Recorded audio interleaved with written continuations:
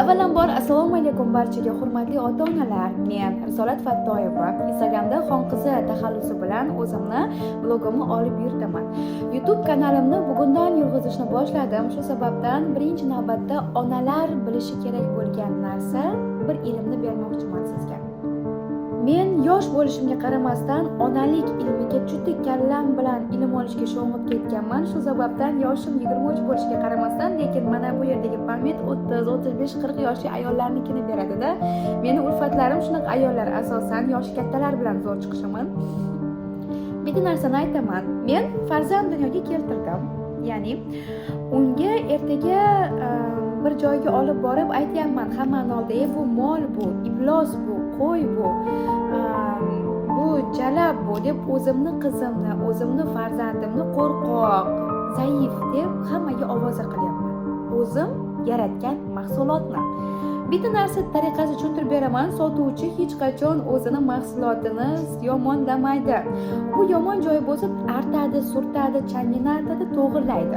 Ammo shundoq tokchada turgan mahsulot, bu chang, bu yomon, buni sotib olma deb aytmaydi xaridoriga.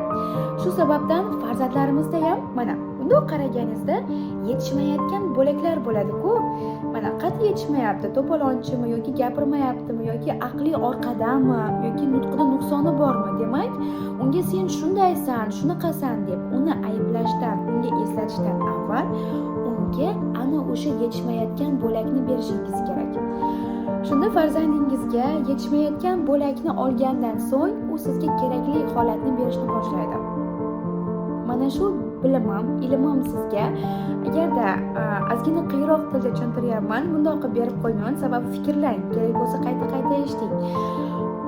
Tushungan bo'lsangiz, demak, siz it tuqqan bo'lsangiz, bolangizni it, mol deysiz. Agarda inson dunyoga keltirgan bo'lsangiz, meni bolam eng zo'ri, meni bolam jonimdan bo'lgan jonim deb uni yuqoriga ko'tarasiz. Yuqoriga ko'targaningiz sari unga qanaqa takoy shahzodalarga yoki malikalarga qaragandek qarasangiz, bilasizmi, aqli zaif bolani ham bundoq yelkalari mana shundoq tik turishni boshlaydi-da. Davay onalar, farzandingizga yordam bering. Ular sizga muhtoj.